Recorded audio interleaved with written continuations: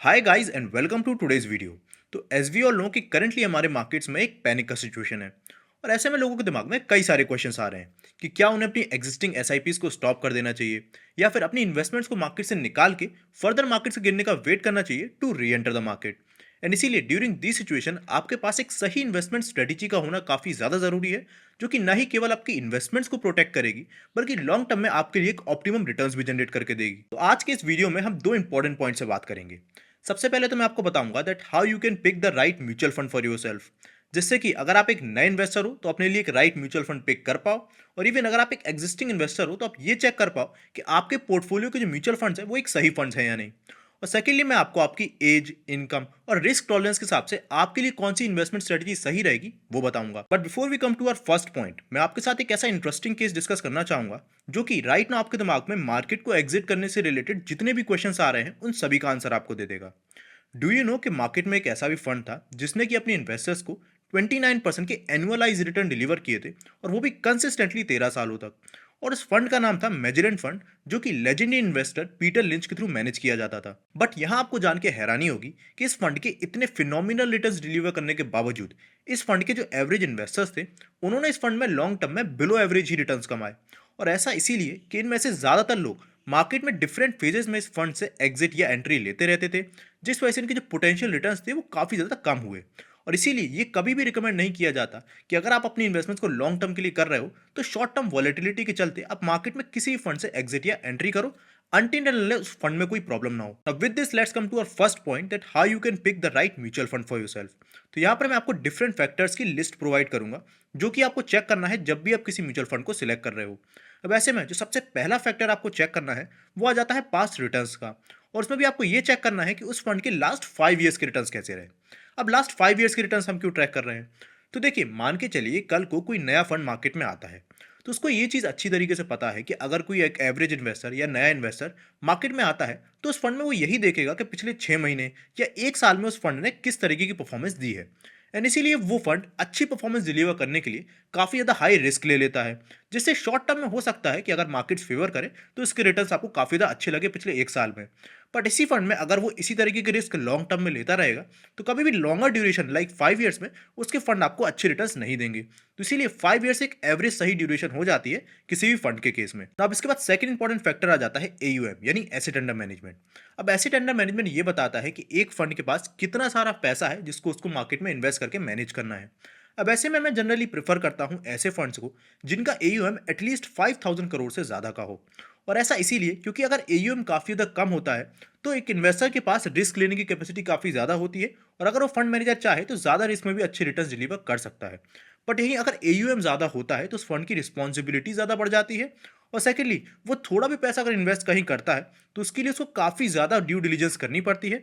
और अगर AUM ज़्यादा होने के साथ साथ उसने रिटर्न्स अच्छे डिलीवर किए हैं लास्ट 5 ईयर्स में तो ये फंड की अच्छी क्वालिटी को बताता है ना। अब इसके बाद हमारा अगला इंपॉर्टेंट फैक्टर आ जाता है एक्सपेंस रेशियो का।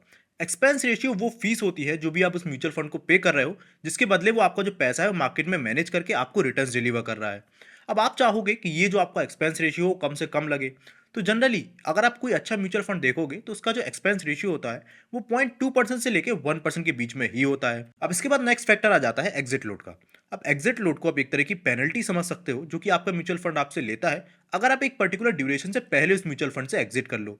अब हर डिफरेंट म्यूचुअल फंड के केस में ये एग्जिट लोड अलग अलग होते हैं। जैसे कि कोई म्यूचुअल फंड आपसे 365 डेज से पहले अगर आपने पैसा विड्रॉ किया तो 1% का एग्जिट लोड लेता है, वहीं कोई जो म्यूचुअल फंड है वो आपसे कोई भी एग्जिट लोड नहीं लेता।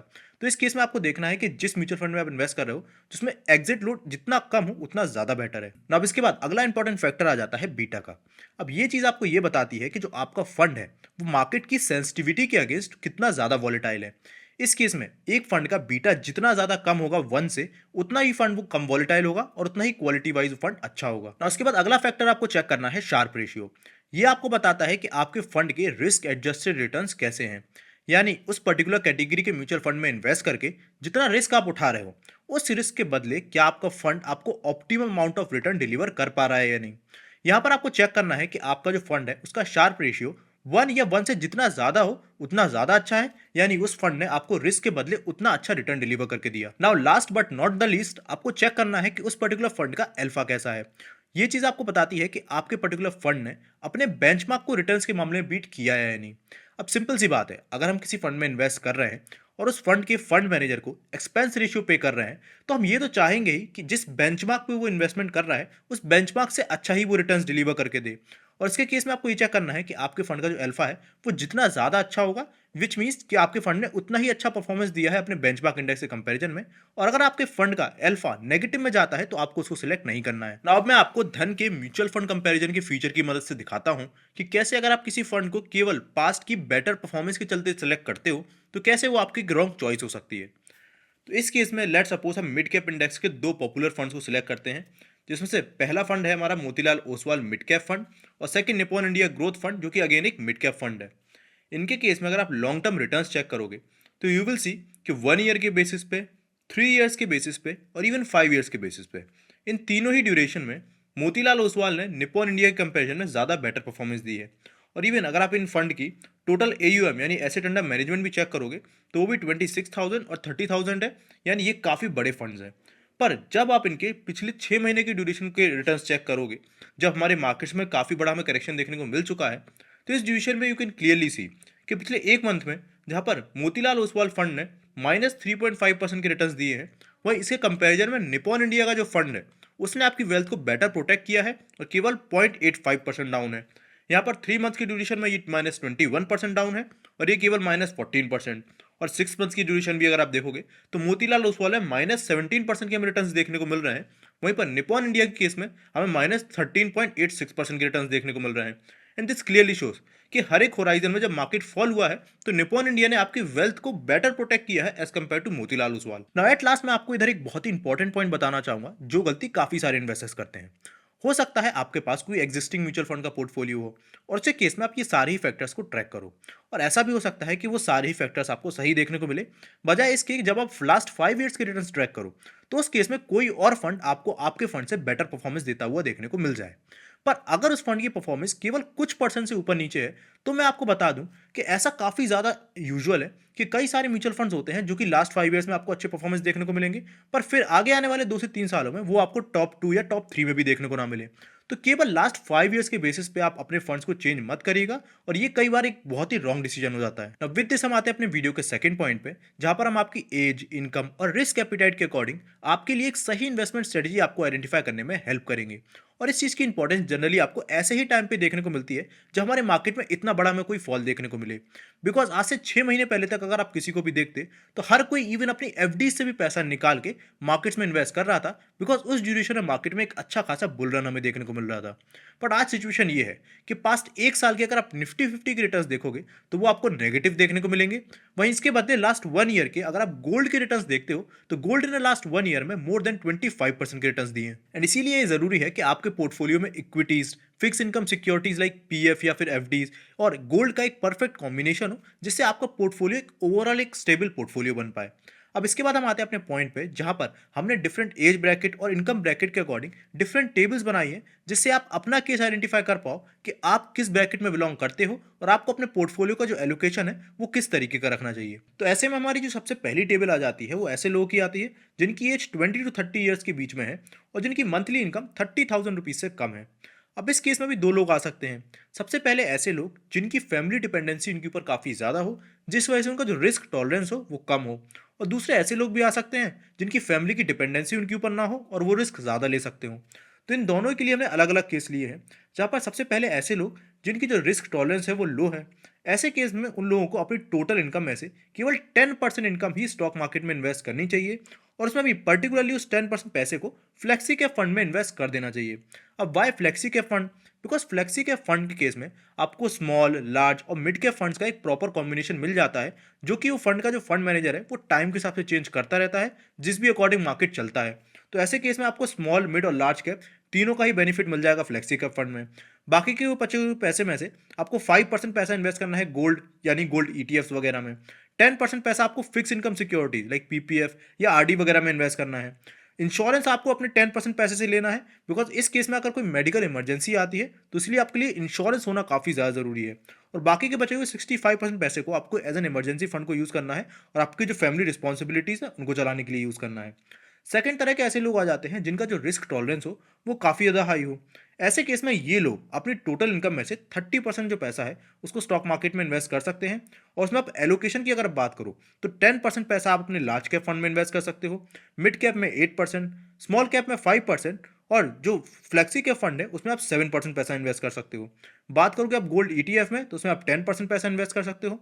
इस केस में आपको ज़रूरत नहीं है कि आप कोई फिक्स इनकम सिक्योरिटीज़ में अपना पैसा डालो।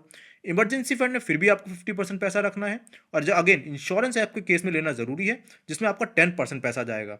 अब इसके बाद हमारे अगले लोग ऐसे आ जाते हैं जिनकी एज 20 to 30 के बीच में है, पर उनकी जो मंथली इनकम है वो 30,000 से 80,000 रुपीज़ पर मंथ है। अब इसके केस में भी दो लोग बन सकते हैं। पहला जिसका रिस्क टॉलरेंस कम हो, और सेकंड जिसका रिस्क टॉलरेंस हाई हो। अब इसके केस में अगर हम पहला केस लें, यानी ऐसा पर्सन जिसका रिस्क टॉलरेंस कम है, तो इस केस में आप देख सकते हो कि उसको स्टॉक मार्केट में एलोकेशन करना है 25%, जिसमें से उसको लार्ज कैप में 10%, मिड कैप में 5%, स्मॉल कैप में 2% और फ्लेक्सी कैप में अराउंड 8% इन्वेस्ट करना चाहिए। गोल्ड ईटीएफ में उसका पैसा रिलेटिवली ज़्यादा रहना चाहिए, यानी 15% के अराउंड। पीपीएफ और आरडी यानी फिक्स इनकम सिक्योरिटी में अराउंड 15%, इमरजेंसी फंड के तौर पर 25%, लिक्विड फंड्स में 10%। अब लिक्विड फंड जनरली वो म्यूचुअल फंड्स होते हैं जो कि डेट वगैरह ऐसे इंस्ट्रूमेंट में इन्वेस्ट करते हैं, जिनके रिटर्न्स तो रिलेटिवली कम रहते हैं, पर इनमें आप शॉर्टर ड्यूरेशन के लिए पैसा इन्वेस्ट कर सकते हो। और एंड में इन पे भी आपको 10% पैसा इंश्योरेंस में खर्च करना चाहिए। अगला आ जाता है हमारा हाई रिस्क टेकिंग लोग। तो ऐसे केस में वो अपना पैसे में से टोटल 50% तक इन्वेस्टमेंट कर सकते हैं स्टॉक मार्केट में, जिसमें से उन्हें लार्ज कैप में 20%, मिड कैप में 15%, स्मॉल कैप में 10% और फ्लेक्सी कैप में वो अपना 5% पैसा एलोकेट कर सकते हैं। बाकी के बचे हुए पैसे में से 10% वो गोल्ड ईटीएफ में इन्वेस्ट कर सकते हैं। पीपीएफ और आरडी में ज़रूरी नहीं है वो इन्वेस्ट करें अगर वो हाई रिस्क टेकिंग एबिलिटी रखते हैं। इमरजेंसी फंड में फिर भी उन्हें 15% के अराउंड पैसा रखना चाहिए। लिक्विड फंड है 15% और इंश्योरेंस से फर्दर उनका 10% पैसा जाएगा। तो यहाँ पर आप ये देख सकते हो कि आपको इमरजेंसी फंड और इंश्योरेंस में तो इन्वेस्टमेंट करनी ही है, भले ही आपकी जो रिस्क एपिटाइट या फिर आपकी मंथली इनकम कुछ भी हो। अब इसी केस में जो अगली टेबल आ जाती है वो ऐसे लोगों की आ जाती है जिनकी एज 20 से 30 ईयर्स के बीच में है। अब इसके केस में हो सकता है उनकी इनकम हो वो 80,000 रुपीज़ से ज़्यादा हो, तो उसके केस में ये वाली टेबल उनके लिए बिलोंग करती है। इसमें दो तरह के लोग आ जाते हैं, एक जिनकी रिस्क एपिटाइट मीडियम हो और एक जिनकी हाई हो। अब लो रिस्क एपिटाइट हमने इस केस में इसीलिए नहीं लिया है बिकॉज अगर आपकी मंथली इनकम 80,000 रुपीज़ से ज़्यादा आ जाती है तो आपके पास इनफ सेविंग या डिपॉजिट हो जाता है, जिससे आपको इमरजेंसी के केस में कोई बहुत बड़ी प्रॉब्लम नहीं होती। तो इस केस में अगर आप मीडियम रिस्क वाले को देखो तो वो अपना पैसा स्टॉक मार्केट में 40% एलोकेट कर सकता है, जिसमें से 15% लार्ज कैप, मिड कैप में 10%, स्मॉल कैप में 5% और फ्लेक्सी कैप में 10% एलोकेशन वो कर सकता है। गोल्ड ईटीएफ में उसको 15% के राउंड करना है, पीपीएफ यानी फिक्स इनकम सिक्योरिटी से 15%, लिक्विड फंड में 10%, इमरजेंसी फंड में एज अ 10% उसको रखना है और इंश्योरेंस में बाकी का बचा हुआ 10%। और जो हाई रिस्क टेकिंग पर्सन है उसे केस में वो 60% तक अपना एलोकेशन स्टॉक मार्केट में कर सकता है, जहां पर वो लार्ज और मिड कैप में 20% पैसा इन्वेस्ट कर सकता है, स्मॉल कैप में 10% कर सकता है, फ्लेक्सी कैप में 10%, गोल्ड ईटीएफ में 10%, पीपीएफ में अगेन 10% एलोकेशन, और सेम हमें लिक्विड फंड में एलोकेशन देखने को मिल रहा है। अब इधर आ जाता है हमारी नेक्स्ट टेबल जहां पर एज ब्रैकेट 30 to 45 के बीच में है और monthly income 30,000 rupees per month से लेके 80,000 रुपीज पर मंथ के बीच में है। अब माइंड यू यहाँ पर हमने 30,000 रुपीज़ पर मंथ की इनकम से कम वाले लोग इसीलिए नहीं लिए बिकॉज इस एज ब्रैकेट पर अगर आपकी इनकम इससे कम है तो यहाँ पर आपके लिए पैसा इतना इनफ बचेगा ही नहीं कि आप इन्वेस्ट कर पाओ। तो इस केस में जो दो लोग आ जाते हैं उसमें से पहला आता है जिसका risk capital let suppose medium है। उस केस में उसको स्टॉक मार्केट में 35% पैसा अपना टोटल एलोकेट करना चाहिए, जिसमें से लार्ज कैप में 12%, मिड कैप में 10%, स्मॉल एंड फ्लेक्सी कैप में 5 और 8% रिस्पेक्टिवली। बात करो गोल्ड ईटीएफ्स की तो उसमें आ जाता है 15%, पीपीएफ में 20%, एफडी में यहाँ पर वो अलग से इन्वेस्ट कर सकता है 15%। अब इधर हम एफडी में अलग से इसलिए इन्वेस्टमेंट कर रहे हैं बिकॉज हो सकता है उसे 1 डेढ़ साल की ड्यूरेशन में पैसा वापस चाहिए हो, तो उस केस में अगर वो अलग से 15% एफडी में रखेगा तो उसे अपने पीएफ के पैसे को निकालना नहीं पड़ेगा। यहाँ जाता है इमरजेंसी फंड में केवल 10% रखने की जरूरत है और इंश्योरेंस में 5%। ना इसी ब्रैकेट में अगला पर्सन आ सकता है जिसकी रिस्क एपिटाइट हाई हो, उस केस में वो स्टॉक मार्केट में 55% तक एलोकेशन कर सकता है और बाकी के जो लार्ज मिड और स्मॉल और फ्लेक्सी कैप फंड है उसमें रिस्पेक्टिवली जैसा कि अपनी स्क्रीन पर देख पा रहे हो इतना वो एलोकेशन कर सकता है। और अपार्ट फ्रॉम दिस गोल्ड में 10%, पीपीएफ में 10%, एफडी में 10%, इमरजेंसी फंड में वो अलग से 10% रख सकता है और इंश्योरेंस एंड ऑल में वो 5% तक खर्च कर सकता है। इसके बाद आते हैं ऐसे लोग जिनका एज ब्रैकेट तो 30 से 45 के बीच में हो पर उनकी इनकम 80,000 रुपीज़ पर मंथ से ज़्यादा हो। अब ऐसे लोगों का जो लिबर्टी होता है एक्सपेंस करने का वो थोड़ा ज़्यादा हो सकता है और इस केस में भी दो कैटेगरी आ सकती है, जैसे कि हम देख पा रहे हैं कि एक मीडियम रिस्क एपिटाइट वाली और एक हाई रिस्क एपिटाइट वाली।